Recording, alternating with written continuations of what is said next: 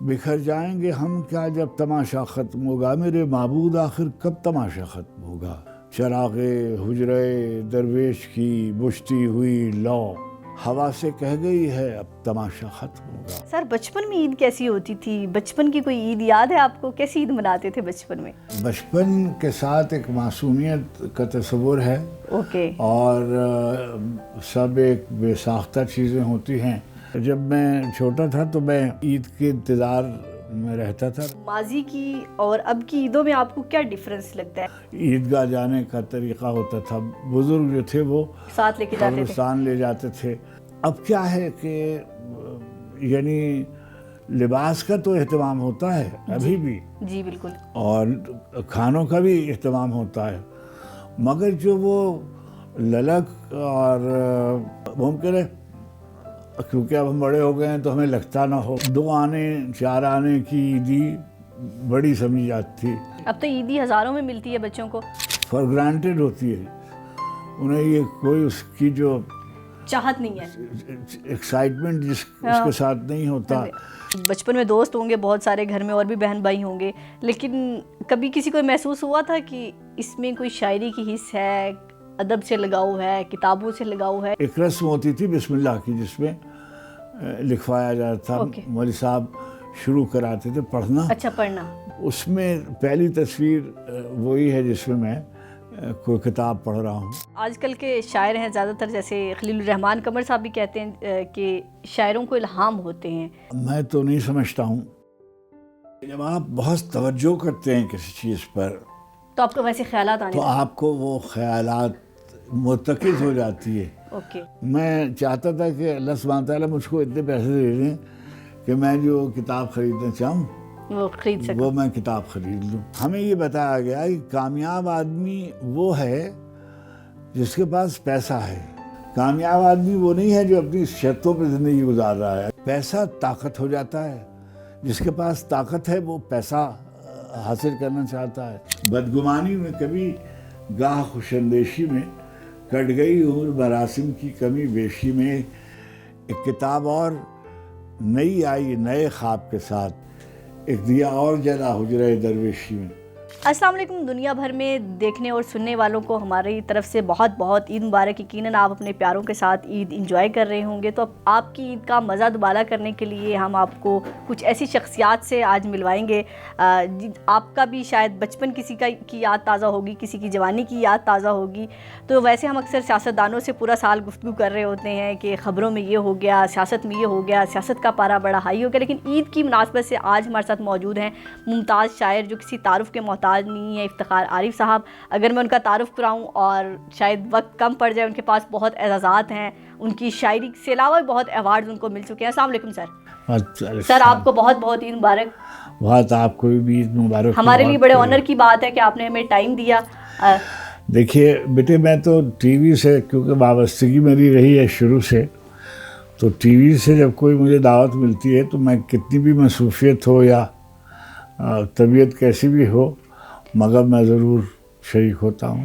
افتخار عارف صاحب کے بچپن سے شروع کرتے ہیں۔ سر بچپن میں عید کیسی ہوتی تھی؟ بچپن کی کوئی عید یاد ہے آپ کو؟ کیسی عید مناتے تھے بچپن میں؟ دیکھیے بچپن کے ساتھ ایک معصومیت کا تصور ہے، اوکے، اور سب ایک بے ساختہ چیزیں ہوتی ہیں۔ جو سب سے اہم بات یہ ہے کہ میرا ایک تعلق پسماندہ طبقے سے ہے، تو وہاں تو جب میں چھوٹا تھا تو میں جسے کہتے ہیں عید کے انتظار میں رہتا تھا۔ روزے میں شروع سے بہت چھوٹی عمر سے رکھنے لگا تھا، اور وہاں یہ طریقہ ہوتا تھا کہ جو آج کل تو ماشاءاللہ پاکستان میں تو یہ ہے کہ سب لوگ سال بھر نئے کپڑے پہنتے رہتے ہیں، نئے جوتے لیتے رہتے ہیں، لیکن پورے سال میں ایک جوڑا بنتا تھا۔ وہاں اس وقت عید بقرعید پہ جو کپڑے بنتے تھے، اور شاید اس میں اسکول کالج کے زمانے میں یونیفارم وغیرہ بدل جاتی ہو، مگر جو روزمرہ کی چیزیں تھیں وہ وہی ہوتی تھیں، تو اس میں بہت پہلے دلچسپی ہوتی تھی۔ وہ رات کو یہ نہیں معلوم کیا تھا کہ جیسے آپ لوگوں کے سلسلے میں ہے کہ چوڑیاں پہننے رات کو ہی جائیں گے، جی چاند رات جائیں گے، اور دوپٹے میچنگ لینے کے لیے وغیرہ وغیرہ. تو جو ہم چھوٹے تھے تو ہمیں یاد ہے کہ اس ٹوپی لینے اور جوتے لینے آپ چاند رات کے دن جاتے تھے. اچھا. تو ہمارے جہاں ہم رہتے تھے وہاں سے تھوڑی دور پر بازار تھا, تو صرف ہم ہی لوگ نہیں جاتے تھے, ہر طرف سے وہاں ایک ہنگامہ ہوتا تھا, اور وہ جوتے ناپ پہنائے جا رہے ہیں اور اتارے جا رہے ہیں, اور ٹوپیاں پہنائی جا رہی ہیں, اور کوئی ایسا اب وہ لا کر اور رکھ دیے جاتے تھے. جیسے اب رات کے 9 بجے 10 بجے تو وہاں رات ہو جاتی تھی, اور سویرے عید کا انتظار ہوتا تھا. اوکے. مگر میری جو سب سے ایک عجیب و غریب یاد ہے وہ بہت ہی مزے کی ہے. اور جی سنائیں سر, کیا یاد ہے؟ بیٹے جیسے کپڑے بدل کے اب ہم نیچے آ گئے گھر کے دروازے پہ, پھاٹک ہم اسے کہتے تھے, پھاٹک پہ آ گئے, مگر میرے نانا مجھے جانے نہیں دیتے تھے. اچھا. وہ ایسا تھا کہ ایک سال کے سال عید بقرعید ایک فقیر کہہ لیجیے آتے تھے سائیں, اور وہ طرح عجیب و غریب کپڑے پہنے ہوئے, اور بہت ہی بڑی ان کی داڑھی اور بہت سی مالائیں, اور ہاتھ میں کڑے اور ٹوپی وغیرہ وغیرہ, بہت ہی عجیب و غریب صورت بنائے ہوئے, اور کڑا پہنے ہوئے, اس کو ایسے بجاتے ہوئے آتے تھے, اور اپنے ملنگ انداز میں. جی بالکل آپ نے صحیح لفظ استعمال کیا. اور ایک گانا گاتے تھے وہ کہ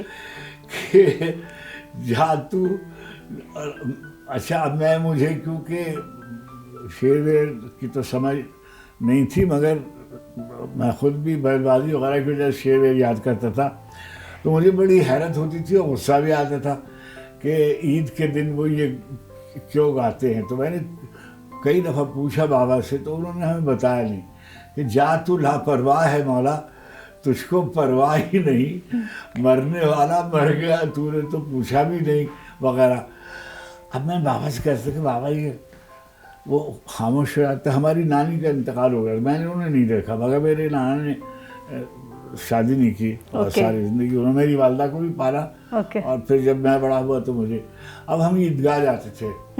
اچھا عیدگاہ تک کوئی یعنی وہ کہیں جانے نہیں دیتے تھے, محلے کے بچے کھیل رہے ہوتے تھے, اور وہ کہتے تھے نہیں پہلے عید کی نماز پڑھنے اور پھر واپس آئیں گے. تو ایک بہت ہی بڑی خانقاہ تھی حضرت شاہ عبد الرحمن سندھی کی, اور وہاں ہم نماز پڑھتے تھے.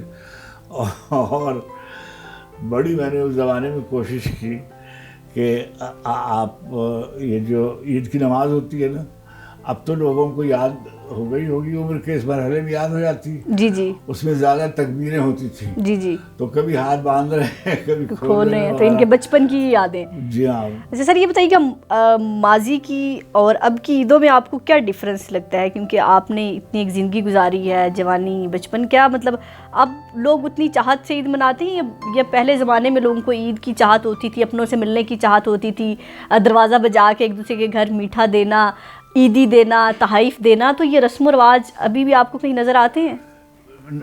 میں سمجھتا ہوں کہ یہ اس کی جو بے ساختگی تھی وہ شاید, یعنی مجھے ایسا لگتا ہے کہ جیسے کم ہوتی جاتی ہے. یعنی مثلاً بچوں کو کھلونے خریدنے کا جیسے عیدگاہ جانے کا طریقہ ہوتا تھا, بزرگ جو تھے وہ ساتھ لے کے جاتے تھے, قبرستان لے جاتے تھے عیدگاہ کے بعد. وہاں یہ طریقہ تھا کہ اپنے اپنے پیاروں کی قبرستان جاتے تھے اور وہاں فاتحہ پڑھ کے گھر آتے تھے, اور اس وقت شیرینی وغیرہ کا اہتمام جو بھی گھر میں میسر ہو. اب کیا ہے کہ یعنی لباس کا تو اہتمام ہوتا ہے ابھی بھی, جی بالکل, اور کھانوں کا بھی اہتمام ہوتا ہے, مگر جو وہ للک اور یعنی میں بچوں میں اس طرح کا جو ممکن ہے, کیونکہ اب ہم بڑے ہو گئے ہیں تو ہمیں لگتا نہ ہو. جی مثلاً بہت ہی دو آنے 4 آنے کی عیدی بڑی سمجھی جاتی تھی، اور محلے کا جو بھی شخص بزرگ آتا تھا وہ عیدی دیتا تھا، اور وہ بہت ہو جاتے تھے پیسے. اور یعنی مجھے یاد نہیں ہے کہ کسی نے کوئی مثلا روپیہ عیدی دی ہو. ہاں جی. اس زمانے میں سکے جو ہوتے تھے، سکے ہوتے تھے، اکنی بھی ہوتی تھی، دونی بھی ہوتی تھی، چونی بھی ہوتی تھی، اٹھنی ہوتی تھی، اور روپیہ ہوتا تھا. تو وہ زیادہ زیادہ 4 آنے 8 آنے بچوں کو ملتے تھے. اب تو عیدی ہزاروں میں ملتی ہے بچوں کو. اب بچوں کو عیدی ملتی ہے تو یعنی جسے کہتے ہیں نا کہ فار گرانٹیڈ ہوتی ہے، انہیں یہ کوئی اس کی جو چاہت نہیں ہے، ایکسائٹمنٹ اس کے ساتھ نہیں ہوتا کہ کوئی اس کو جمع کریں گے اور جمع کر کے فلاں چیز لیں گے یا کیا. انہیں وہ چیز یوں ہی فراہم ہو جاتی ہے، یعنی کہ کوئی محنت نہیں کرنی پڑتی. جی ہاں، اللہ کا شکر ہے، یہ آسودگی کی ایک صورت ہے. لیکن یہ جو یعنی میری نسل جو ہے اس کو یہ عجیب لگتا ہے، اس لیے کہ ہم نے اس میں بہت معصومیت کے ساتھ ایک مثلاً ہمارے زمانے کے کھلونے، مٹی کے جو کھلونے تھے وہ بھی ہمیں مل جاتے تھے، پسند آتے تھے. اور جیسے جھولے والا آتا تھا اور وہ جھلا رہا ہوتا تھا، چھوٹا سا وہ جو ہوتا ہے بائسکوپ ٹائپ چیز، وہ آتی تھی محلے میں، گول گنڈے کھائے جاتے تھے وغیرہ. ہر بد پرہیزی جو ممکن ہوتی تھی وہ کی جاتی تھی، وہ سب کی جاتی تھی. اب میں دیکھتا ہوں کہ بچپن سے جو حیرت کا اور تحیر کا اور ایک عنصر جو ہے وہ کم ہوتا جا رہا ہے. اور بہت سی چیزیں ہیں، یعنی مثلا اب بچے ویڈیو دیکھتے ہیں، جیسے موبائل پر وقت گزارتے ہیں، موویز دیکھتے ہیں. جی ہاں، موویز دیکھتے ہیں. اور اب تو شاید ایسے ہی دوستوں کے ساتھ بیٹھ کے گپ کرنا، جیسے چھوٹے چھوٹے کھیل ہوتے تھے، جیسے گھر میں کیرم ہوتا تھا، لوڈو ہوتا تھا، وہ کھیلتے تھے، بچے پاس کے آ جاتے تھے، کھیلتے تھے. تو جو اب وہ شاید کھیلنے سے زیادہ دیکھنے پر سے ہی وہ جو اندر کی حص ہے وہ شاید کم ہو جاتی ہے. میں یہ کہہ نہیں سکتا، لیکن مجھے لگتا ہے کہ جیسے ہم دوڑتے بھاگتے جا رہے ہیں، ہم چیزوں کی طرف زیادہ دوڑ رہے ہیں، پیسے کے پیچھے، چیزوں کے پیچھے. اسپرنٹنگ بھی کرتے تھے، جمپس کرتے تھے، اسپورٹس کرتے تھے، ہر کھیل کھیلنے کی کوشش کرتے تھے. فٹ بال بھی کھیل رہے ہیں، ہاکی بھی کھیل رہے ہیں، ٹینس بھی کھیل رہے ہیں، ٹیبل ٹینس بھی کھیل رہے ہیں، اور دوڑ بھی رہے ہیں، جسے کہتے ہیں نا جو ہاپ اسٹیپ اینڈ جمپ کرتے تھے، ہم لانگ جمپ کرتے تھے.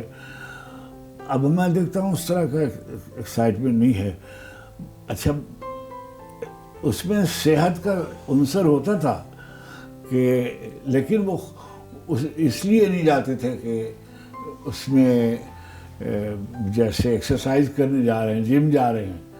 اب جو ٹینس کھیلی جا رہی ہوتی ہے، یعنی میں جن کو میں جانتا ہوں اس کے حوالے سے کہہ رہا ہوں، وہ اس لیے ہوتے ہیں کہ یہ فٹنس کی وجہ سے. جی، ہم تو فٹنس کی وجہ سے نہیں کھیل رہے ہوتے، ہم تو ایکسائٹمنٹ کی وجہ سے کھیلتے تھے. اب تو فٹنس کی وجہ سے کھیلتے ہیں.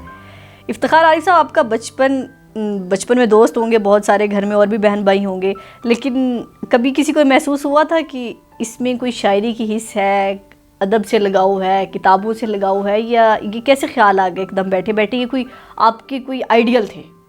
جی، میں آپ سے عرض کروں کہ جو میری اب تو آج کل موبائل پر ہر بچے کے پاس 150 تصویریں ہوتی ہیں. جی جی. میری جو سب سے پہلی تصویر ہے اور وہ ہے جب میں چشمہ نہیں لگاتا تھا اور چھوٹا بچہ تھا. اس زمانے میں گھروں میں کیمرے تو یعنی میرے گھر میں کیمرہ نہیں تھا، تو اسٹوڈیو میں جا کے تصویر اوکے ہاں جی، وہ اسٹوڈیو میں جا کے پرنٹ نکلانا پھر اس کا تصویر.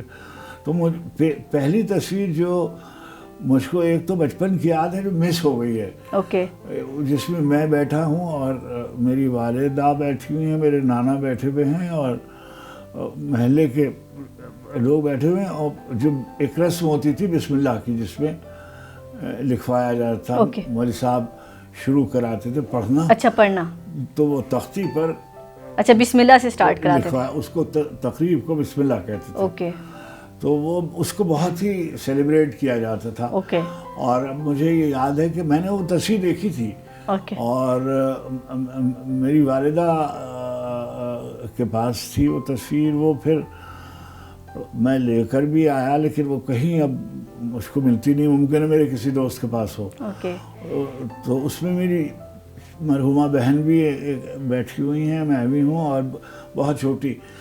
لیکن جو اس وقت موجود ریکارڈ میں تصویریں اس میں پہلی تصویر وہی ہے جس میں میں کوئی کتاب پڑھ رہا ہوں. اور وہ جب میں جاتا تھا چھوٹی عمر میں بیت بازی ہوتی تھی. اوکے. اس کے مقابلے میں جاتا تھا، بہت جیت کے آتا تھا. اچھا. اور اسکول کالج میں جو کمپٹیشن ہوتے تھے وہاں جاتے تھے. اسکولوں میں، کالج میں بعد میں اسکول سے میں نے شروع کر لیا تھا. اور میرے اساتذہ نے، میری والدہ، نانا نے مجھے بہت شعر یاد کرا دیے، والدہ نے بہت شعر یاد کرا دیے تھے. اچھا. تو اس میں کیا ہوتا تھا کہ اس زمانے میں بیٹے یہ ٹرافیز وغیرہ انعام میں نہیں ملتی تھی اتنی جتنی کتابیں ملتی تھیں. اچھا کتابیں ملتی تھی تو اس کو پڑھتے تھے پھر آپ؟ جی ہاں. تو وہ کتابیں کیسے ملتی تھی کہ جیسے اب مجھے یہ یاد ہے کہ جیسے ایک ہمارے اردو کے شاعر تھے، ہمارے لکھنؤ کے ہی ایک مشہور شاعر تھے. اوکے. اس زمانے میں وہ زندہ بھی تھے، مجاز لکھنوی. اوکے. تو اسرار الحق مجاز. تو مجھے ان کی کتاب انعام میں ایک دفعہ ملی، اور بہت سی کتابیں مجھے ملی. اقبال کی کتاب مجھے ایسی جو یعنی، اور اس کی آج کل تو نہایت خوبصورت کتابیں چھپتی ہیں. اس زمانے میں تو ایسی نایاب نفیس کتابیں نہیں چھپتی تھیں.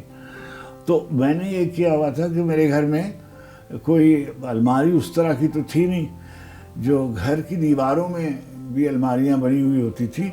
تو میں نے کسی ایک جو میری کتابوں کو ویسے جہاں رکھے جاتے تھے وہ مجھے ایک دے دی گئی تھی کہ آپ یہاں پہ اپنی کتابیں رکھیں. یہاں آپ اپنی چیزیں رکھیں. تو میں نے اس کے اوپر باقاعدہ اپنے نام کے ساتھ لائبریری لکھ رکھا تھا. تو جو میری نام کی چیزیں تھیں وہ میں کبھی پاکٹ منی جمع کر کے کوئی کتاب لی ہے بچپن میں؟ کیونکہ کتابوں کا آپ کو بہت شوق تھا. کوئی پاکٹ منی جمع کر کے کتاب لی ہے جو آپ کو یاد ہو کہ میں نے یہ کتاب اپنی پاکٹ منی سے لی تھی؟ بتایا جیسے بال جبریل مجھے ملی تھی. اور ایک صاحب تھے اس زمانے میں عبدالحلیم شرر لکھنوی. تو وہ اسلامی تاریخی ناول لکھتے تھے. تو ان کی کتابیں مجھے ملیں. اور جب میں ذرا سا بڑا ہونے لگا تو یہ جو شاعر تھے جیسے میر انیس ہیں، میر صاحب، میر تقی میر ہیں، غالب ہیں، ان کی چھوٹی چھوٹی کتابیں جو انتخاب چھپتے تھے وہ مجھے اس میں بیت بازی کی کتابوں میں نشان لگاتا تھا. اور اسی شاعر جب میری بیٹی بڑی ہو گئی اور تو میری والدہ نے اس کو میں لندن چلا گیا تھا بیچ میں. تو جب میری بیٹی گئی اپنی دادی سے ملنے تو انہوں نے اس کو دی ایک پیٹی، تمہارے آپ کے والد صاحب کی بک سے اس میں ہے. تو اس میں بہت سی چیزیں تھیں کتابوں کے علاوہ. جیسے جو مجھے بہت اس کا ایم اے کے میرے اور بی اے کے میرے نوٹس تھے. تو میں نے لکھنؤ یونیورسٹی سے کیا ہوا ہے سب. تو میں کتابوں میں کوشش کرتا تھا کہ بجائے یہ جو ثانوی کتابیں ہوتی ہیں نا، میں کہ جو کورس میں ہیں ان کو پڑھنے کی کوشش کروں. اور اسی زمانے سے بیٹے مجھے ڈکشنریاں پڑھنے کا شوق تھا. اوکے. اور یہ بالکل عجیب و غریب شوق تھا.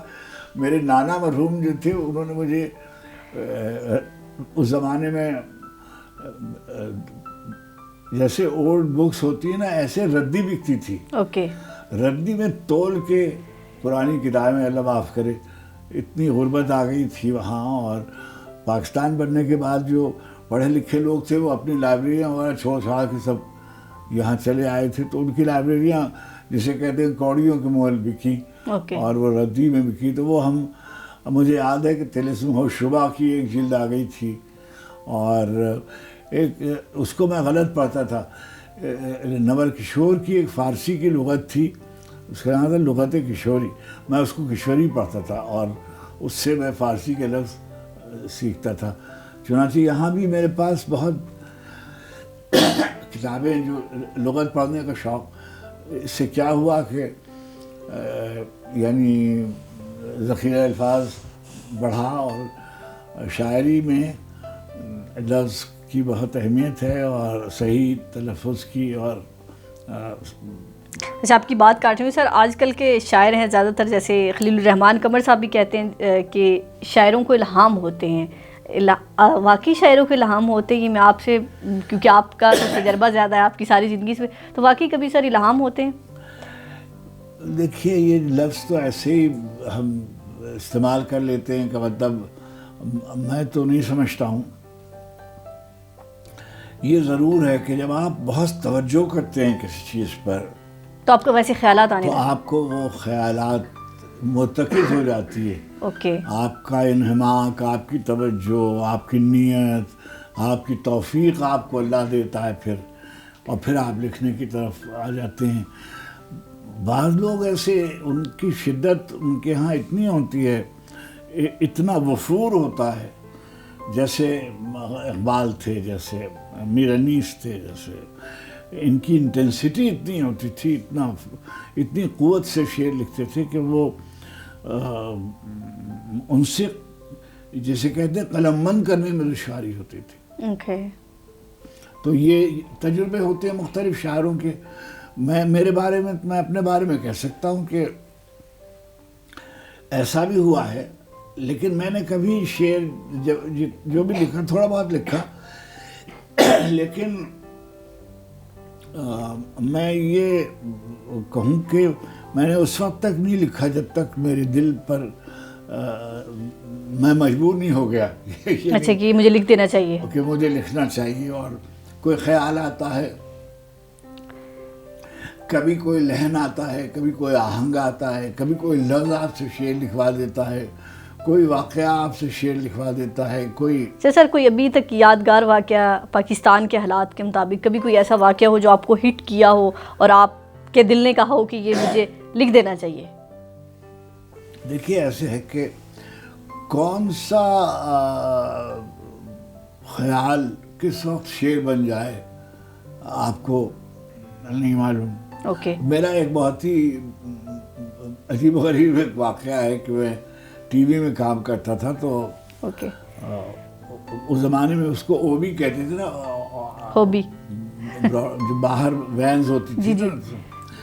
تو ایک مشاعرہ ہونا تھا کہیں, تو میں شعر پڑھتا تھا, مگر میں نے مشاعرے میں کبھی شعر اس طرح سے نہیں پڑھا تھا. تو حمایت علی شاعر صاحب مرحوم اور یہ جو ہمارا بعد میں ٹی وی کے ایم ڈی ہوئے اختر وقار جی, ہم لوگ گئے ہوئے تھے ریکارڈنگ کرنے کے لیے اس مشاعرے کی. تو مجھ سے حمایت بھائی نے کہا کہ ارے افتخار آپ مشاعرہ کیوں نہیں پڑھتے؟ میں نے کہا مجھ سے کوئی کہتے ہی نہیں ہے پڑھنے کو. تو انہوں نے کہا کہ اچھا آج پڑھ دیں. تو میں نے کہا آج تو یہ قومی مشاعرہ ہے. تو کہنے لگے تو پھر قومی مشاعرہ کیا ہے, ابھی تو دو گھنٹے باقی ہیں, تو تم شعر کہہ لو. اچھا میں نے کہا اچھا. میں ایک غزل کہہ رہا تھا اور میں نے اس میں 2 شعر کہہ لیے. اچھا آپ بھی دیکھیے کہ میں صرف یہ کہہ رہا ہوں کہ کیونکہ قومی مشاعرہ 23 مارچ کا, تو وہ اور طرح سے میں نے وہ شعر کہا, اور وہی شروع میں اتنی اس کی شہرت ہو گئی کہ میرے خدا مجھے اتنا تو معتبر کر دے, میں جس مکان میں رہتا ہوں اس کو گھر کر دے. میری زمین میرا آخری حوالہ ہے، سو میں رہوں نہ رہوں اس کو بار بار کر دے، میں اپنے خواب سے کٹ کر جیوں تو میرا خدا اجاڑ دے، میری مٹی کو دربدر کر دے۔ اب یہ جو شعر تھے یہ قومی دن کے لیے مناسبت رکھتے تھے، جی مگر اس کا دوسرا تیسرا چوتھا شعر تھا کہ یہ روشنی کے تعاقب میں بھاگتا ہوا دن۔ اب یہ غزل میں لکھ رہا تھا، اوکے مگر جب انہوں نے یہ بات کہی تو میری توجہات جو تھی وہ سب اور طرف مرتکز ہو گئی اور وطن کے حوالے سے وہ شعر ہو گئے۔ اچھا، سب لوگ جو ہیں وطن کے حوالے سے مختلف طرح سے شعر کہتے ہیں، میں نے مختلف طرح سے، میرے ہاں بہت سے شعر ہیں جو اب جیسے میں پاکستان آیا تو میں اکیلا تھا، کراچی میں رہتا تھا، اوکے اور بہت جلدی میں یعنی ٹی وی شروع ہو گیا، میں ٹی وی میں آنے لگا اور ٹی وی پہ پروگرام بھی کرتا تھا اور خبریں بھی پڑھتا تھا ریڈیو سے۔ تو اب وہ میں اکیلا رہتا تھا، اور اس زمانے میں نے جیسے غزل لکھی کہ عذابیہ بھی کسی اور پر نہیں آیا، کہ ایک عمر چلے اور گھر نہیں آیا۔ اچھا، اب کیا ہے کہ یہ کو جی چاہتا ہے، کیا خواب کی طرح بکھر جانے کو جی چاہتا ہے، ایسی تنہائی کے مر جانے کو جی چاہتا، گھر کی وحشت سے لرزتا ہوں مگر جانے کیوں شام ہوتی ہے تو گھر جانے کو جی چاہتا ہے۔ اچھا، اب یہ جو ہے یہ ایک وہ ریالٹی تھی۔ میں مثلا لندن چلا گیا اور ملک سے باہر چلا گیا، یعنی اوکے اچھا، اب کیا ہوتا ہے کہ جو ہجرت کا لفظ ہے یہ بہت ہی یعنی استعمال ہوتا ہے، مگر ہر ترک سکونت ہجرت نہیں ہوتی۔ اوکے ہجرت اس ترک سکونت کو کہتے ہیں جو کسی بڑے مقصد کے لیے کی جائے۔ یعنی ہجرت کا لفظ تو حضور علیہ الصلوۃ والتسلیم کی ذات گرامی کی نسبت سے ہے نا، کہ مکے سے مدینے کا، تو جو مہاجر ہیں وہ مہاجر کہلانے کا حقدار ہے جس نے کسی بڑے مقصد کے لیے اپنے گھر کو اور اپنی قربانی دی ہو اور ترک وطن کی۔ تو جب میں لندن گیا تو وہاں یہ کہا جاتا کہ، تو میں نے کہا نہیں، میں تو یہ ہجرت نہیں ہے، ہجرت وہ ہے جو میں نے لکھنؤ سے کراچی میں کی تھی۔ اوکے یہ جو ہجرت ہے یہ ہجرت نہیں ہے، تو میری ملازمت ہے، ملازمت کی وجہ سے شکم کی آگ بھی پھر رہی ہے، شہر بہ شہر سگے زمانہ ہیں ہم، کیا ہماری ہجرت کیا؟ ہر ترک سکونت کو چراگاہوں کی خواہش میں، بہتر زندگی کی خواہش میں، آسودگی کی خواہش میں ہم گھروں سے چلے گئے ہیں، تو بس اس کو اسی پس منظر میں دیکھنا چاہیے۔ جی سر، جو حالات چل رہے ہیں، نوجوان بڑے مایوس حالات سے کہ پاکستان کے حالات یہ ہیں وہ ہیں، تو کیا شاعر معاشرے میں نوجوانوں میں کوئی امید کی کرن جگا سکتے ہیں؟ اپنی شاعری کے ذریعے یہ رجحان ہو سکتا ہے؟ دیکھیے، کہہ تو سکتے ہیں، یعنی ہمارے ہاں کلیشیز ہیں بہت، اور کلیشیز ہیں جیسے جب ہم نے شعر کہنا شروع کیے یا شعر پڑھنا شروع کیے تو ہم تب سے سن رہے ہیں کہ یہ جو دن ہے یہ اچھے دن نہیں ہے، یہ ختم ہو جائے گی، رات جو ہے یہ ہمارے بعد اندھیرا نہیں اجالا ہے، اور یہ لمبی ہے غم کی شام مگر شام ہی تو ہے، اور یہ کہ دن گزر جائیں گے، دن صبر کر اور رت بدل جائے گی وغیرہ۔ سنا ہے 2 قدم آگے مہک رہے ہیں چمن، کبھی تو قافلہ نوبہار، رات آئی ہے تو آئے تو کہ سحر بھی ہوگی۔ یہ سب باتیں جو ہیں یہ امید کی، اور ظاہر ہے کہ انسان کو مایوسی نہیں پھیلانی چاہیے، انسان کو بددلی نہیں پھیلانی چاہیے، مگر بعض اوقات ایسا ہوتا ہے کہ تھک جاتا ہے آدمی، کون ستارے چھو سکتا ہے، راہ میں سانس اکھڑ جاتی ہے نا، تو یہ سب باتیں ہوتی ہیں۔ تو کوئی جیسے ہمارے مجید امجد صاحب کا ایک مصرع ہے کہ یہ کب آئے گا، یہ ہوگا یہ ہوگا یہ ہوگا، اور یہ کہ یہ 9 نمبر کی بس جانے کب آئے گی، تو وہ 9 نمبر کی بس جو ہے جو ہمیں منزل تک لے جانے والی ہے وہ نہیں آ چکتی ہے کسی صورت سے۔ ابھی ایک واقعہ ہوتا ہے کچھ امید بنتی ہے پھر حالات خراب ہو جاتے ہیں. ابھی آپ دیکھیے کہ یعنی ہماری زندگی میں ہمارا وطن جو تھا وہ کسی کی غلطی ہو مگر ایک مشرقی پاکستان کا سانحہ ہوا، المیہ ہوا، ہمارے اتنے لوگ قید میں رہے، آئے 90,000 قیدی، اور لیکن پھر یہ ہوا کہ امید بننے لگی کہ نہیں انشاءاللہ سب، اور بہت اچھا وقت آ گیا. وہ جو یعنی 1971 کی جو مایوسی تھی وہ کم ہوتی گئی اور ایک امید افزا صورتحال پیدا ہوئی، اور پھر حالات جو تھے وہ مختلف ہو گئے. اب سنبھلنے کو نہیں آتے.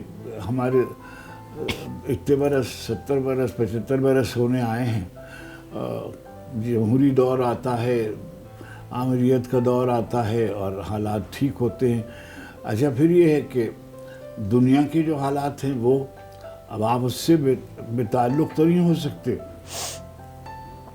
خود وطن عزیز میں کچھ نہ کچھ یعنی اب یہ جو طالبان کا قصہ ہے، خوارج کا قصہ ہے، ہمارے ہمسایہ ملکوں کی دشمنی کا قصہ ہے، یعنی کوئی چیز تو ایک بے یقینی کی فضا رہتی. پھر دنیا کی جو بے یقینی ہے، یعنی ہم جس زمانے میں ہیں، یعنی میری عمر اتنی آئی، میں 80 برس کا ہو گیا، اور اب میں دیکھتا ہوں تو اتنا خراب عالمی سیاسی منظرنامہ میں نے نہیں دیکھا. میں نے دوسری جنگ عظیم کے حالات پڑھے ہیں، پہلی جنگ عظیم کے حالات پڑھے ہیں، تباہیاں ہوئی تھی، مگر میرا تجربہ اس کا نہیں ہے. میں تو اب کے حالات میں کہہ رہا ہوں کہ جو اس وقت صورتحال ہے. افتخار عارف صاحب کا سیاست کی بات ہو رہی ہے، ملکی حالات کی بات ہو رہی ہے، تو سیاست سے کتنی دلچسپی ہے؟ ہمارے یہ پاکستان میں 3 ہی اس ٹائم بڑے، آصف علی زرداری، عمران خان، نواز شریف، ان تینوں میں سے کس کی بہتر پالیسی لگتی ہے؟ کوئی نظریہ کس کا لگتا ہے کہ پاکستان کے لیے یہ بہتر کر سکتا ہے؟ دیکھیے جب منشور آتے ہیں تو ظاہر ہے کہ اس میں سب لوگوں کی خوشنیتی شامل ہوتی ہے، اور بہت سے ایسے شعبے ہیں کہ جس میں ترقی ہوئی ہے، لیکن بہت سے ایسے شعبے ہیں جو مثلا اب صنعتی صورتحال ٹھیک درست نہیں ہے. ابھی آپ دیکھیے نا کہ جو صنعتیں پہلے تھیں پاکستان کے قیام کے بعد، وہ رفتہ رفتہ ختم ہو گئیں. اب ہمارا سارا انحصار جو ہے وہ بیرونی ترسیلات اس کا ایک کمپوننٹ ہے. اچھا مجھے تو نہیں اچھا لگتا کہ میرے ملک کے لوگ جو ہیں وہ باہر جا کر روزی کمائیں، اور ظاہر ہے محنت میں نے دیکھا ہے ان کو امارات میں بھی کام کرتے دیکھا ہے، میں نے سعودی عرب میں بھی کام کرتے دیکھا ہے، یورپ میں بھی میں نے ان کو کام کرتے دیکھا ہے. اچھا ابھی پچھلے دنوں سے یہ سننے میں آتا ہے کہ اتنے لاکھ لوگ جو ہیں وہ گزشتہ 5-10 برسوں میں پاکستان چھوڑ کے چلے گئے. پاکستان چھوڑ کر ان میں سے زیادہ تعداد نوجوانوں کی ہے. یہ بھی کہا جاتا ہے کہ 50-55 لاکھ فیصد آبادی اس ملک کی نوجوانوں کی ہے. لیکن اچھا وہ نوجوان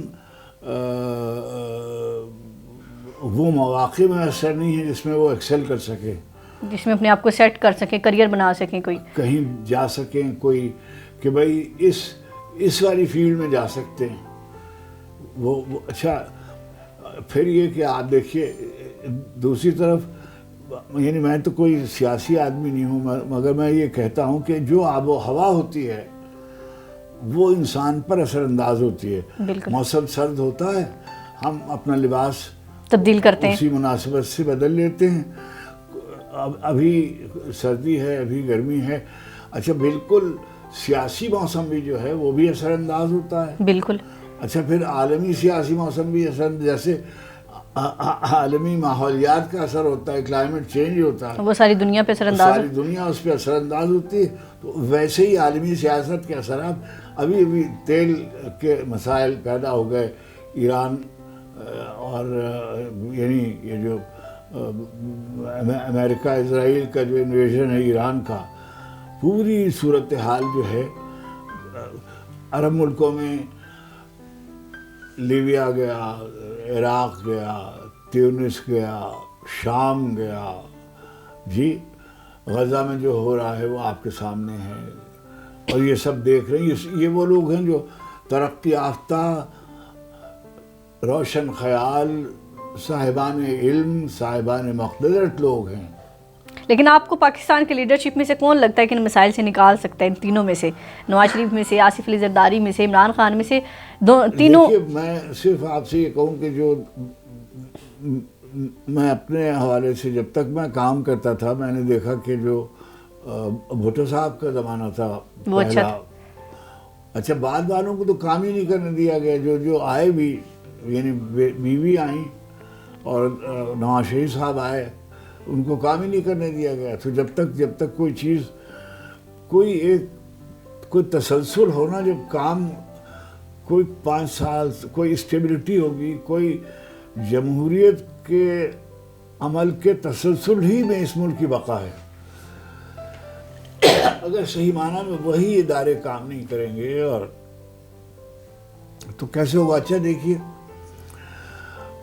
ہمارے بلوچستان کی صورتحال ہے، اچھا یہ بھی کب تک کہ ہر حالت کا سبب ہے کوئی اور، یعنی یہ جو ہم، ٹھیک ہے بالکل، یہ بالکل درست بات ہے، ہمسایہ ملک جو ہے اس کی، یعنی نام لے کر میں کہتا ہوں کہ بھارت جو ہے وہ کوئی خاموشی تھوڑی بیٹھا، کوئی نہ کوئی طریقہ وہ ہمیں پریشان کرنے کا لگائے رکھتا ہے، یہ بھی درست ہے، مگر بلوچستان کے لوگوں سے بات کرنی چاہیے، اور بلوچستان کے لوگوں کو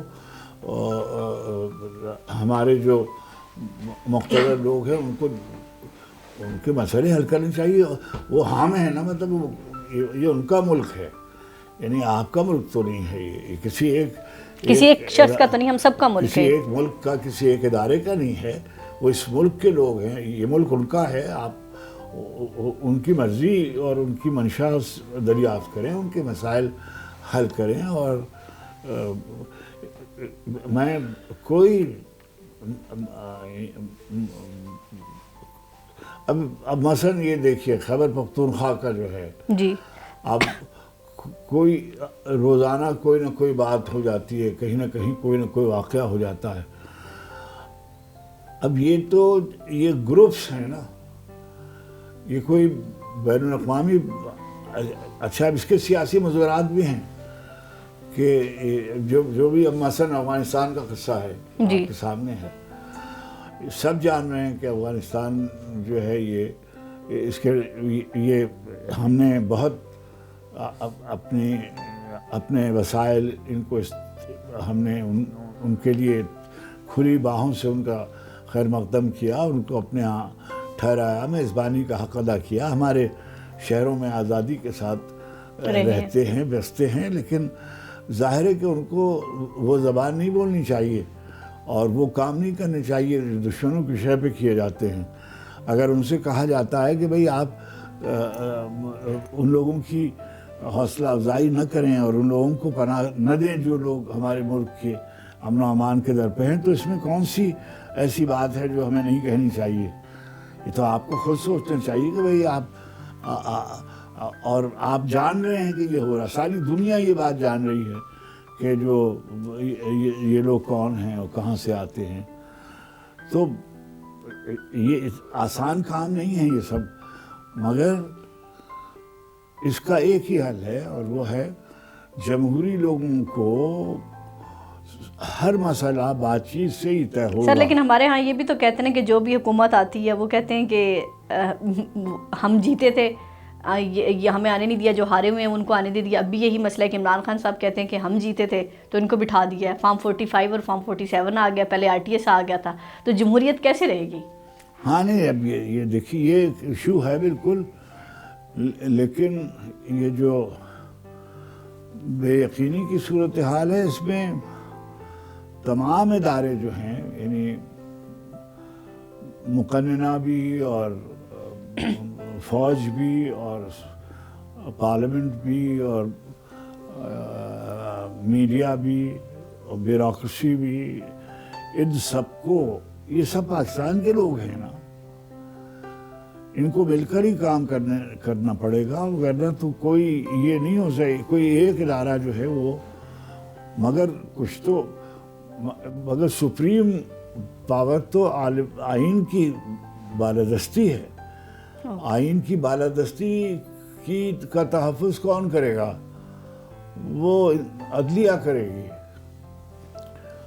अदलिया करेगी, मुक़न्नना करेगी, और जो बेहतर करने के लिए सारा काम जो है वो पार्लियामेंट करेगी, और वो निगहदारी करेगी, फ़ौज अपनी दिफाई ज़िम्मेदारियाँ पूरी करेगी, सिविल सर्विस जो सियासी हुकूमत है उसकी पॉलिसियों को नाफिज करेगी।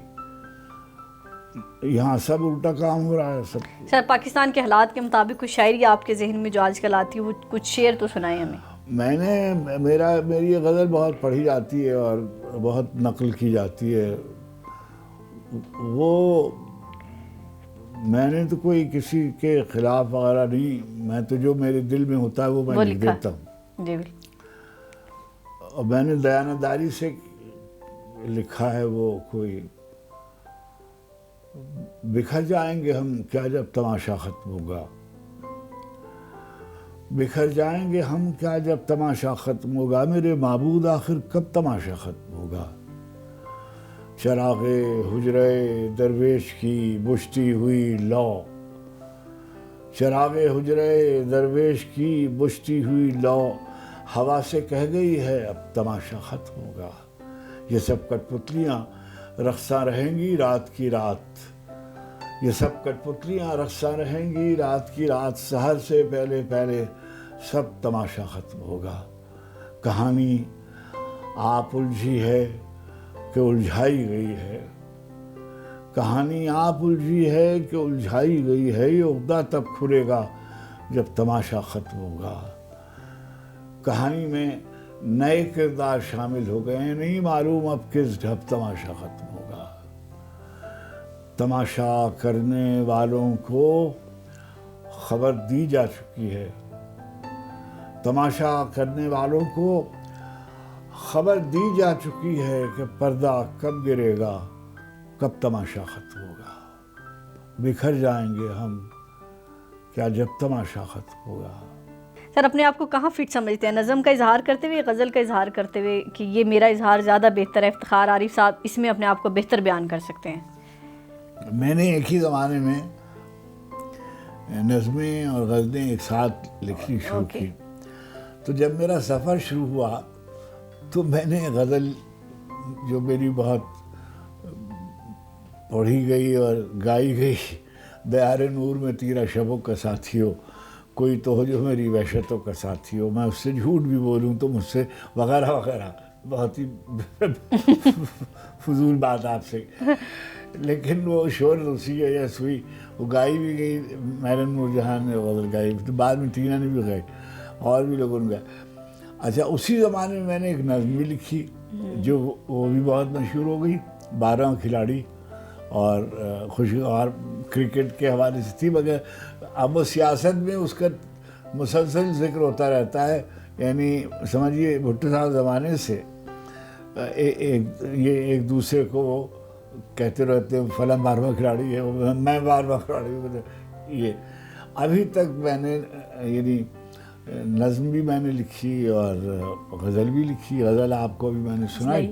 मैं अब आखिर में आपको जी ज़रूर आपसे सुनेंगे। सर, ये बताइएगा कि आपको मीर तकी मीर, फैज़ अहमद फैज़, गालिब, इन तीनों में से कौन आपको किनकी शायरी सबसे ज़्यादा जो आपके दिल के करीब है? देखिए, उर्दू में, चलिए मैं आसान आपके सामीन के लिए जी, कि जो दर्जा बंदी होती है ये इस तरह से नहीं होती।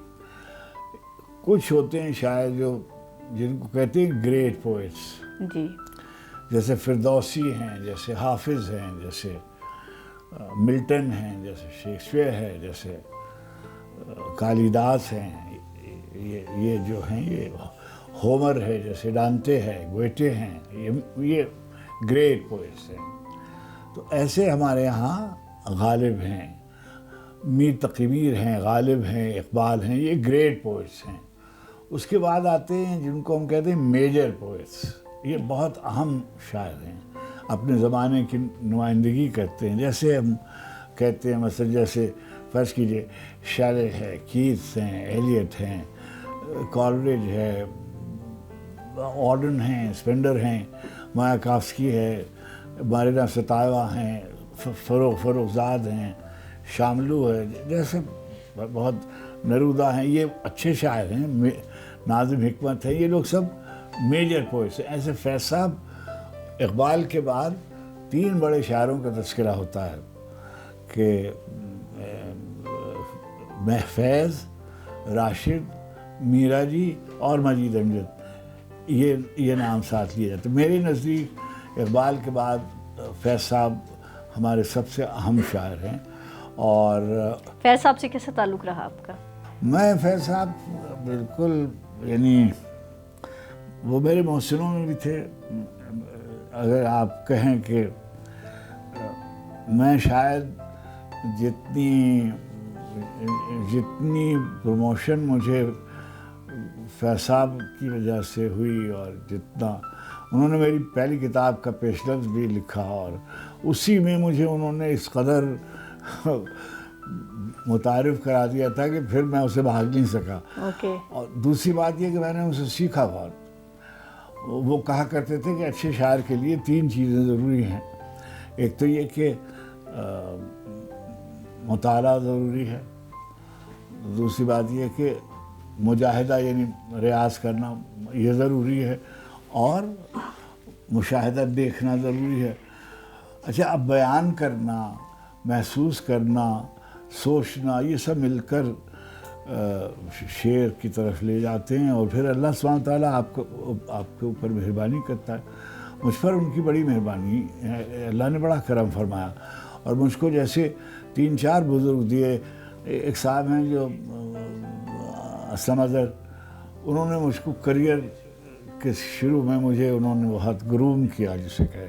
وہ میرے استاد کی منزل میں سلیم گیلانی صاحب, اسلم اظہر صاحب, یہ 2 میرے بزرگ. پھر مجھے ادب میں ملے سلیم احمد صاحب. ابھی دیکھیے سلیم احمد صاحب بالکل دائیں بازو کے آدمی سمجھے جاتے ہیں, فیض صاحب بالکل بائیں بازو کے آدمی سمجھے, لیکن میں نے دونوں سے قصد فیض کیا, اور دونوں کے مجھ پہ احسانات ہیں. پھر مجھے یوسفی صاحب جیسے مرشد میسر آئے, انہوں نے میری تربیت کی بہت, اور مجھ کو بہت سکھایا پڑھایا. میں نے ان سے بہت سیکھا. پھر میرے محسنوں میں آغا حسن عابدی بڑے آدمی تھے جنہوں نے مجھ کو یہاں جب میں مشکل میں تھا. اور دیکھیے مجھے بار بار میں کہتا ہوں کہ پاکستان میں یعنی جس کو اصطلاحی میں اپنے آپ کو سندھی کہتا ہوں, مگر میں اردو میری قومی زبان بھی ہے, مادری زبان بھی ہے. لیکن میں آپ سے عرض کروں کہ مجھے کبھی پاکستان میں کسی طرح کا تعصب کا سامنا نہیں کرنا پڑا. بلوچستان میں میرے اس قدر دوست تھے کہ آج بھی ہیں. یعنی مثلا اگر آپ مجھ سے کہیں کہ میرے 5 دوست پاکستان میں کیا ہیں, تو میں کہوں گا ایک شاہ محمد مری ہے, ایک ایوب بلوچ ہے, عبداللہ خان جمال دینی تھے جی. میں کہوں گا کہ ابھی انتقال ہوا ہمارے مظہر بھائی مظہر الحق صدیقی, غلام مصطفیٰ شاہ, شیخ ایاز, نبی بخش بلوچ, عمر جلیل, یہ سب میرے دوستوں میں تھے. اور ان میں سے ابھی بھی جیسے نور الہدیٰ شاہ, جیسے ہماری مہتاب راشدی, بالکل ہمارا جیسے گھر کا تعلق ہے. تو یہاں آپ یقین کیجیے گا کہ امیر حمزہ خان شنواری اور قلندر محمد خان عبدالغنی خان بری خان صاحب کا جو خانوادہ ہے, مجھے بہت نیازمندی. اجمل خٹک ایسی مجھ سے شفقت کرتے تھے جیسے چھوٹے بھائیوں سے محبت کرتے ہیں. شیخ ایاز صاحب کس قدر کرم فرماتے تھے, مہربانی کر. بلوچ صاحب, جاوید اقبال, فیض صاحب.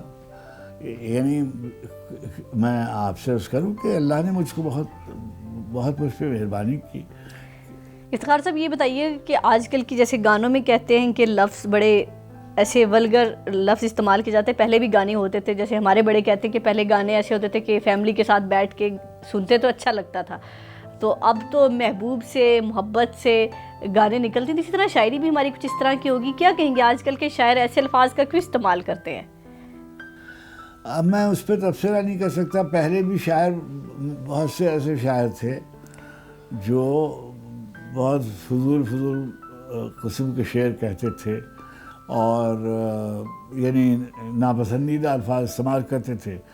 مگر وقت جو ہے یہ چھلنی ہے، اس میں سے آپ کو یاد نہیں رہتا. وہ آپ کو کون یاد رہ جاتا ہے؟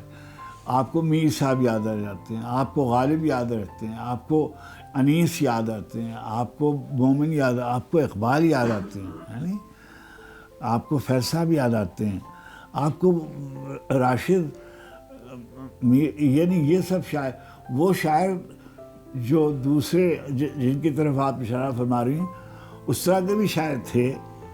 یعنی ایسے نہیں کہ وہ زمانہ نہیں تھا. مثلا باقاعدہ ایک پوری یعنی ایک صنفی بن گئی تھی جس کو مرد عورت بن کے شعر کہتا تھا.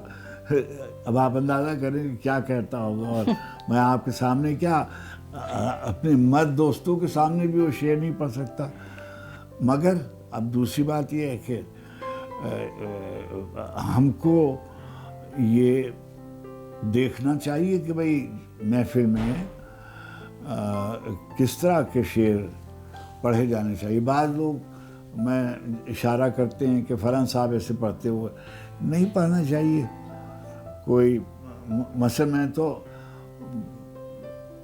جب ہم شعر کہہ رہے ہوتے ہیں، جب ہم 20 برس کے ہوتے ہیں تب ہم اور طرح کی باتیں کر رہے ہوتے ہیں. جب ہم 50 برس کے ہوتے ہیں تو ہم اور طرح کی باتیں کرتے ہیں. جب ہم اور ہماری عمر بڑھتی ہے تو وقت کے ساتھ ساتھ اور یہ خیال کرنا چاہیے کہ اب جو میڈیا ہے، اس قدر میڈیا میں مثلا ریڈیو بھی آ گیا، ٹی وی بھی آ گیا، اور سب سے ظالم میڈیا تو سوشل میڈیا آ گیا ہے نا. کہ ابھی کوئی ایک آدمی ایک فضول بات کر دیتا ہے یا اچھی بات کر دیتا تو وائرل ہو جاتی ہے، وہ وائرل ہو جاتی ہے اور سب کو یاد آ جاتی.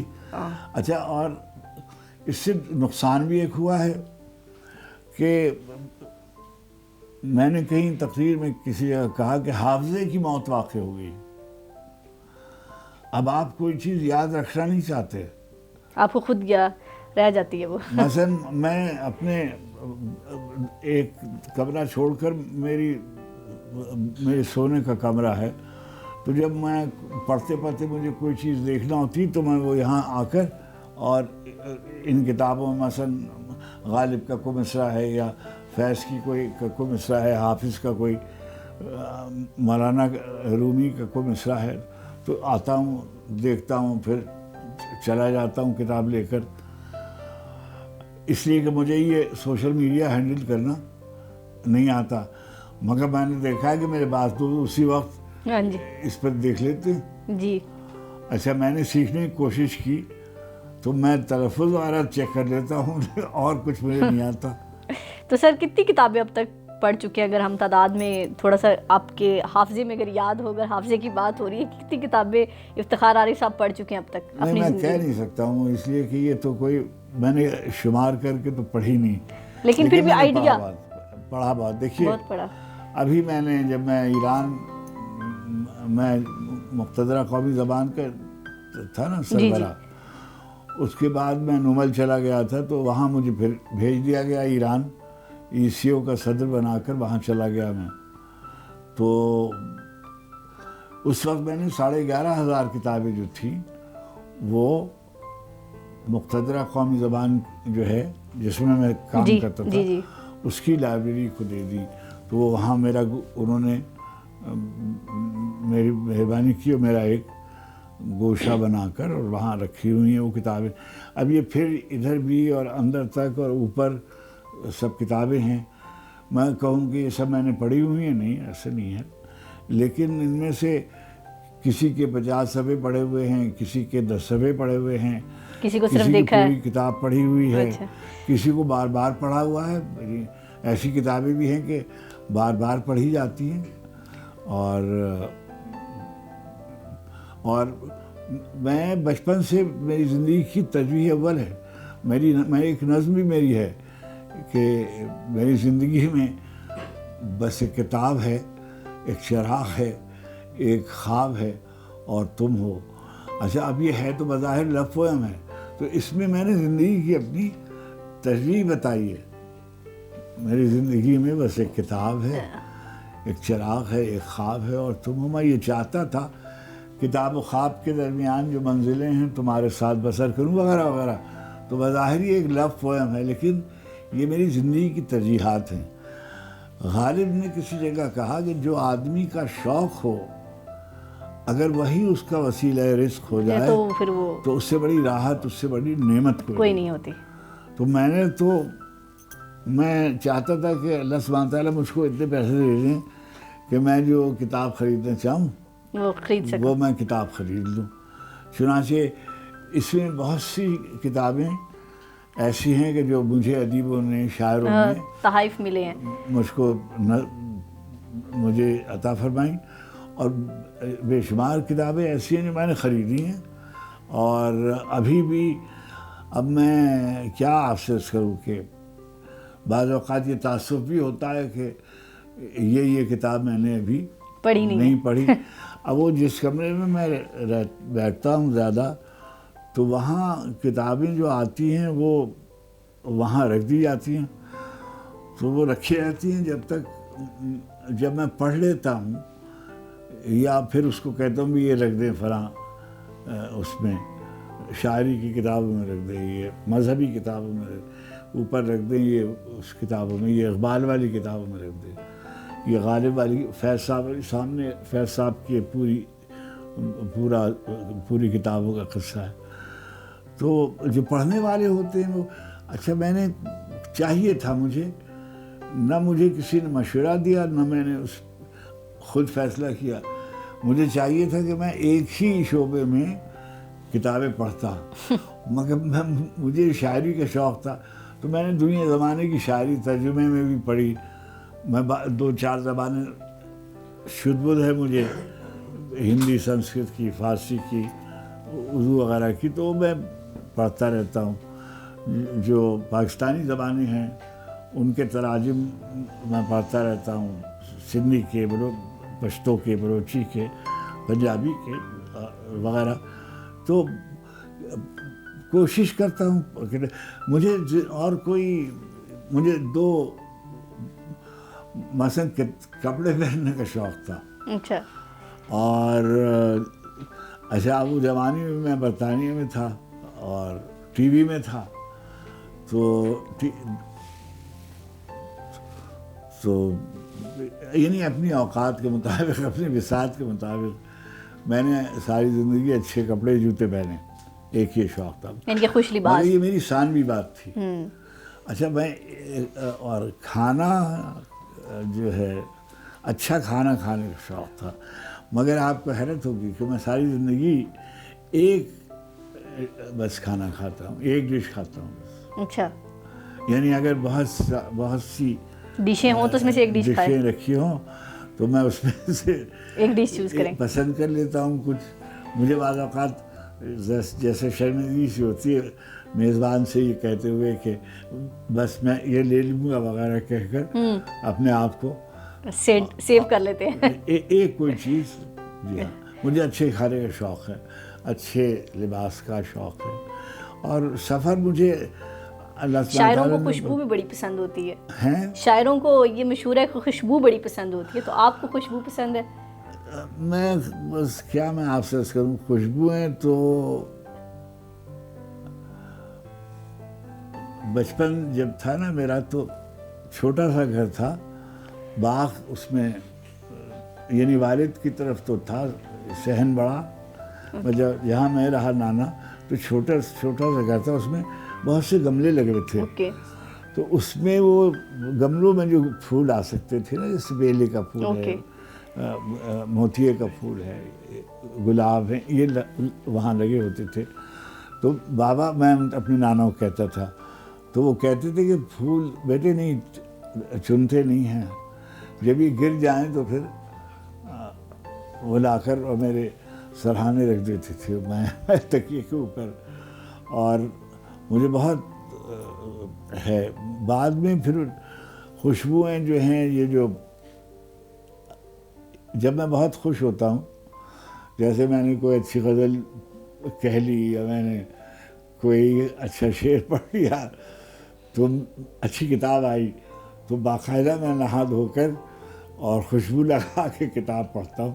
ان کی خوشی کے اظہار اس طرح کرتے ہیں. ہاں، یعنی مجھے یعنی باقاعدہ آمادہ ہوتا ہوں کہ بھائی یوسی صاحب کی کتاب مثلاً مختار جو میرے پسندیدہ جو لوگ پسندیدہ ہیں نا، جیسے ممتاز مفتی، مختار مسعود، فیض صاحب کے بارے میں کوئی کتاب، کوئی نرودہ کتاب، کوئی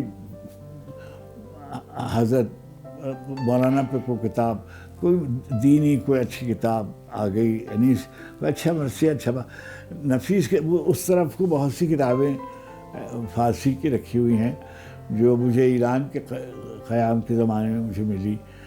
تو کتاب اس سے بڑی میری زندگی میں بس ایک کتاب ہے. اور میں نے لکھا بھی ہے کہ بدگمانی میں کبھی گاہ خوش اندیشی میں کٹ گئی عمر مراسم کی کمی بیشی میں، ایک کتاب اور نئی آئی نئے خواب کے ساتھ، ایک دیا اور جلا حجرہ درویشی میں. تو جب کتاب آتی ہے تو روشن ہو جاتی ہے طبیعت. اچھا افتخار صاحب، یہ بتائیے گا ریڈیو پاکستان کیوں چھوڑا آپ نے؟ ہمیں تو ایسے لیجنڈس کی ضرورت ہے جن کا اردو کا تلفظ بڑا اچھا ہو. آج کل تو اردو کا تلفظ بھی ویسا نہیں جی ہے ہاں جیسا. جی، میں ریڈیو میں خبریں پڑھتا تھا، جی. اور جب مجھے ملازمت نہیں ملے، میں چاہتا تھا کسی یونیورسٹی میں کالج میں پڑھانے لگوں، وہ مجھے نہیں ملی. اوکے. تو میرے ایک بزرگ تھے یاور مہدی مرحوم، وہ کنٹرولر ہو کے یہیں سے ریٹائر ہوئے. تو یاور بھائی نے کہا کہ چلو تم آڈیشن دے دو. خیر میں نے آڈیشن دیا، میں ہو گیا وہاں. اب میں نے 10 روپے روز پر کا بلیٹن ملتا تھا، ایک بلیٹن کے، اور اگر ترجمہ بھی کر لیں تو اس کے 10 روپے الگ سے ملتے تھے. اتنی دیر میں سلیم گیلانی صاحب آ گئے جو ڈائریکٹر ایکسٹرنل سروسز ہو کر. وہ مجھ پہ بہت مہربان ہو گئے. انہوں نے مجھے سنا، اور یہ جو پریزیڈنٹ زرداری کے جو پریس سیکرٹری ہیں جی جی دانیال گیلانی، ان کے والد، اوکے اوکے. خود بہت اچھے شاعر تھے. تو گیلانی صاحب جو تھے انہوں نے شفقت فرمائی، اور مجھ کو، میں اس کو کہتے تھے کانٹریکچوئل آرٹسٹ جو تھے، مجھ کو اور رضوان واسطی کو پورے ریڈیو پاکستان میں سب سے زیادہ پیسے ملتے تھے. اوکے. ایک وقت میں 550 روپے مجھے ملتے تھے، اور وہ انگریزی کی خبریں پڑھتے تھے. ان کو طاہرہ واسطی کے شوہر ایسے انگریزی کے بہت اچھے وہ براڈ کاسٹر تھے. اب آ گیا ملک میں ٹی وی، تو گیلانی صاحب ہم کو لے کر اسلم اظہر صاحب کے پاس گئے، اور انہوں نے کہا کہ ہمارے یہاں 2 لڑکے ہیں، عبید اللہ بیگ اور قریش پور، اور ہم خالی اوقات میں یہ کسوٹی کیا کرتے تھے. تو انہوں نے کہا کہ یہ کیسے ممکن ہے؟ انہوں نے ہمارے امتحان لیا اسلم اظہر صاحب نے، اور ہم ہو گئے. انہوں نے کہا کہ پرسوں سے اگلے دن ٹی وی بند تھا. اس زمانے میں ٹی وی ایک روز منڈے کو بند ہوتا تھا. تو کہنے لگے کہ آپ پرسوں سے ٹی وی شروع کریں. اور ہم وہاں اب لائیو پروگرام ہوتا تھا کسوٹی، بہت اس کی شہرت ہو گئی. اس زمانے میں سب سے زیادہ دیکھا جانے والا پروگرام تھا. سر آخر میں آپ سے یہ کہوں گی کہ ایک تو کچھ ہمیں سنا دیں، اور دوسرا یہ بتائیں کہ آج کل کے جو حالات چل رہے ہیں جس میں جو نوجوان موبائل پکڑ کے بیٹھی ہے، کتاب کی طرف نہیں آ رہی، تو اس کو کتاب کی طرف کیسے لایا جا سکتا ہے؟ اس میں ہمارے معاشرے میں جو ایک پریورٹیز جنہیں ہم کہتے ہیں، زندگی کی ترجیحات، جی، وہ بدل گئیں. اوکے. ہمیں یہ بتایا گیا کہ کامیاب آدمی وہ ہے جس کے پاس پیسہ ہے. کامیاب آدمی وہ نہیں ہے جو اپنی شرطوں پہ زندگی گزار رہا ہے. اگر مجھے اچھا لگتا ہے کھیلنا تو میں کھیل نہیں، مجھے پیسے چاہیے. مجھے اچھی لگتی ہے کتاب، مجھے پڑھانا اچھا لگتا ہے، میں کمیونیکیٹر اچھا ہوں، نہیں، مجھے پیسے چاہیے. اور جو پیسہ ہے وہ ہے، پیسہ طاقت ہو جاتا ہے. جس کے پاس طاقت ہے وہ پیسہ حاصل کرنا چاہتا ہے. اور پھر طاقت اور دولت یہ دونوں مل کر صاحبان ہنر کا مذاق اڑاتے ہیں، اس کو انڈرمائن کرتے ہیں. بیشتر ایسا ہوتا ہے. اور یعنی ساری دنیا میں، نہیں پاکستان میں ہی نہیں، سبھی جگہ ایسا ہے. اور میں نے بہت دن یورپ میں گزارے ہیں، بہت دن میں نے ایشیا کے دوسرے ملکوں میں گزارے ہیں. تو یہ تو ہے. اور کتاب کیسے واپس آئے گی، کس شکل میں واپس آئے گی؟ ابھی آپ دیکھیے، آپ تو عمر کے جس مرحلے میں ہیں، آپ نے تو سوشل میڈیا کا زمانہ پایا ہے نا. جی. جب سے آپ نے ہوش سنبھالا. میرے زمانے میں تو ایک ہی ٹی وی تھا نا، پی ٹی وی. ایک ہی ریڈیو تھا، ریڈیو پاکستان. ٹھیک ہے جی. اب کیا ہے کہ 105 کے قریب تو پرائیویٹ چینلز ہیں. اور جو وہ کیا کہلاتے ہیں، جو سوشل میڈیا الگ ہے، اور جو دوسرے ٹی وی الگ ہیں. پھر آپ کا ٹویٹر، فیس بک یہ الگ ہیں، ساری چیزیں وہ الگ چینل بنے ہوئے. یوٹیوبرز جو ہیں وہ الگ ہیں، ولاگرز وہ الگ ہیں. تو کوئی بے شمار اچھا نتیجہ کیا ہوتا ہے کہ کوئی چیز رجسٹر نہیں ہوتی. فوراً میں دیکھتا ہوتا ہوں کہ ابھی کسی کے انتقال پر آپ اپنی تعزیت کا اظہار کر رہے ہیں، اور اس کے 2 منٹ کے بعد آپ نے کوئی گانا لگا ہوا ہے.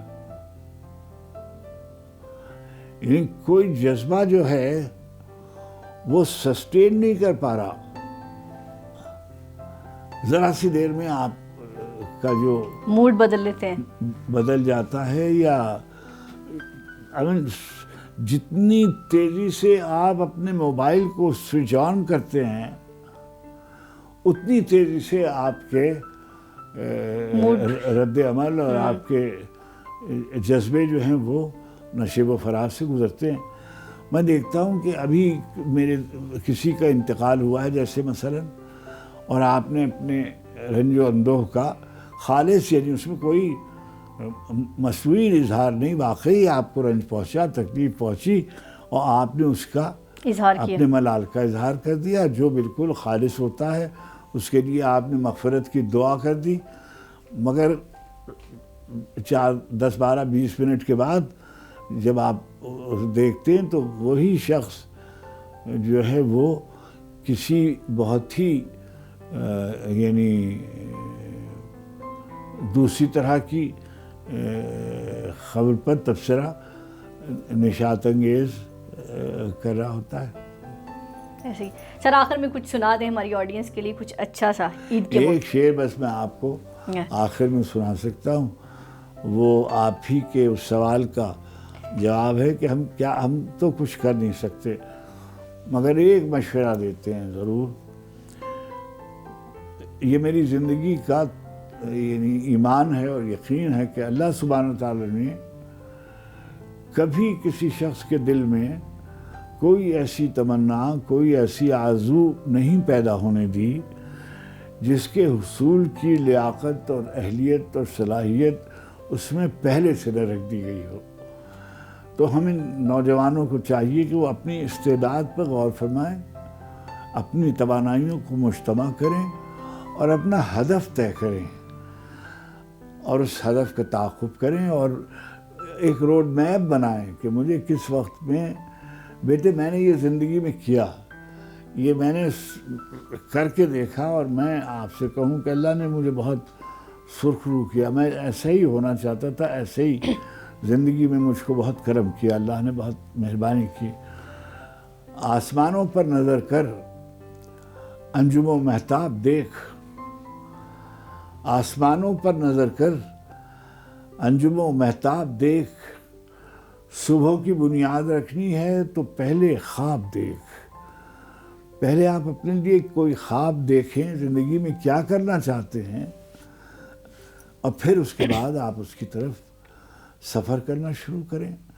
کہ میں 40 برس کی عمر میں یہاں ہوں گا، 50 برس کی عمر میں یہاں ہوں گا، 60 برس کی عمر میں یہاں ہوں گا، اور ہر نئے چیلنج کے لیے تیار ہوں۔